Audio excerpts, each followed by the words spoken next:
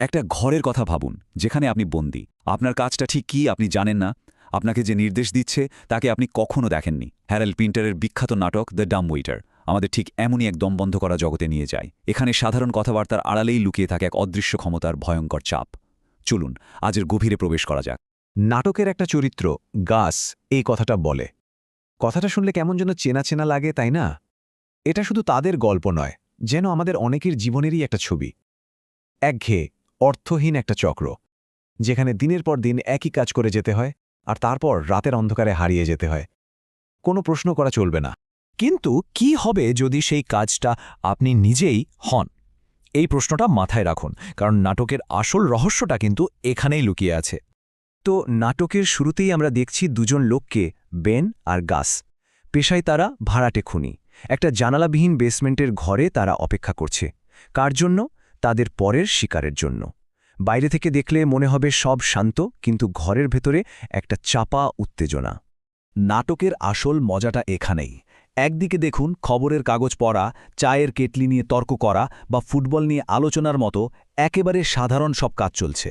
আর অন্যদিকে বালিশের নিচে লুকানো রিভলভার, একটা অজানা ফোনের অপেক্ষা আর বাইরের দুনিয়া থেকে পুরোপুরি বিচ্ছিন্ন একটা ঘর। এই দুটো আলাদা জগৎ যেন মিলেমিশে এক অদ্ভুত অস্বস্তিকর পরিবেশ তৈরি করেছে, যেখানে যে কোনো মুহূর্তে যা কিছু ঘটে যেতে পারে। আর তাদের কথাবার্তা, সেও এক অদ্ভুত। খবরের কাগজের সব উদ্ভট আর অর্থহীন ভায়োলেন্সের গল্প নিয়ে তারা মেতে আছে। ভাবুন তো একবার, ৮৭ বছরের এক বৃদ্ধ নিজে গিয়ে লরির নিচে চাপা পড়ছে, বা ৮ বছরের এক শিশু একটা বিড়াল মেরে ফেলছে। এই অর্থহীন সহিংসতাগুলো যেন তাদের নিজেদের জীবনেরই একটা প্রতিচ্ছবি। তাদের এই দমবন্ধ করা অপেক্ষার মধ্যে হঠাৎ করেই বাইরের জগৎ থেকে প্রথম সংকেত আসে। প্রথমে দরজার নিচ দিয়ে কেউ ১২টা দেশলাই কাঠি সহ একটা খাম ঠেলে দেয়, আর ঠিক তারপরই দেওয়ালের ভেতর থেকে ভেসে আসে এক বিকট যান্ত্রিক শব্দ। এই বিকট শব্দের উৎস হল একটা ডাম্ব ওয়েটার। জিনিসটা কি? দেওয়ালের ভেতরে থাকা একটা ছোট সার্ভিস লিফট, যা দিয়ে সাধারণত খাবার ওঠানো নামানো হয়। কিন্তু অবাক করা ব্যাপার হল, এই জড়বস্তুটি নাটকের এক গুরুত্বপূর্ণ চরিত্র হয়ে ওঠে, কারণ এর মাধ্যমেই ওপরের অদৃশ্য জগৎ থেকে আসতে শুরু করে অদ্ভুত আর অসম্ভব সব খাবারের অর্ডার। প্রথম অর্ডারটা পেয়ে তো তারা অবাক। 2টো ব্রেজ স্টেক, 2টো সাগুর পুডিং আর চিনি ছাড়া 2টো চা।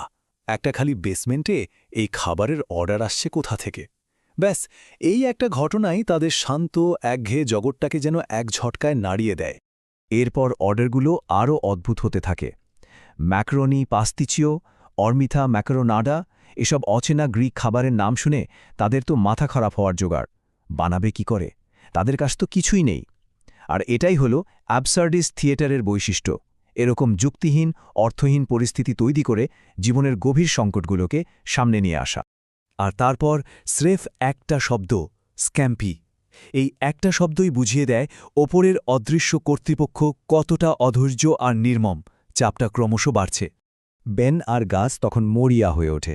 তাদের কাছে যা ছিল, কিছু বাসি কেক, চকলেট, একটু দুধ, বিস্কুট, সবকিছু ডাম্ব ওয়েটারে করে ওপরে পাঠিয়ে দেয় ওই অদৃশ্য কর্তৃপক্ষকে শান্ত করার জন্য। কিন্তু ফল হয় উল্টো। ওপর থেকে বার্তা আসে সবকিছুই অখাদ্য। কেক বাসি, চকলেট গলে গেছে, দুধটা নষ্ট। তাদের সামান্য চেষ্টাও ব্যর্থ হল। বাইরের এই চাপটা এবার তাদের নিজেদের সম্পর্কের মধ্যে কাজ করতে শুরু করে। তাদের এতদিনকার বোঝাপড়া, তাদের রুটিন সব ভেঙে পড়তে থাকে। আর সাধারণ কথাবার্তাই হয়ে ওঠে ক্ষমতার লড়াইয়ের একটা মঞ্চ। আর এর শুরুটা হয় কি নিয়ে জানেন? একদম তুচ্ছ একটা বিষয় নিয়ে। চা বানানোর জন্য কেটলি নিয়ে কি বলা উচিত? কেটলিটা জ্বালাও নাকি কেটলিটা বসাও? ভাবা যায় এই সামান্য বিষয় নিয়েই তাদের মধ্যে ক্ষমতার লড়াই শুরু হয়ে যায়। বেনের এই কথাটা শুনলেই বোঝা যায় পরিস্থিতি কোন দিকে যাচ্ছে।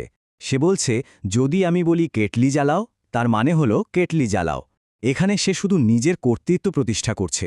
ভাষা এখানে আর যোগাযোগের মাধ্যম নয়, এটা এখন নিয়ন্ত্রণের এক ভয়ঙ্কর অস্ত্র। এই দমবন্ধ করা পরিস্থিতিতে গাস ওই প্রথম প্রশ্ন করতে শুরু করে। সকালে গাড়িটা হঠাৎ থেমেছিল কেন? ওপরে কারা আছে? গ্যাস না থাকলে দেশলাই কাঠি বা কেন পাঠানো হলো?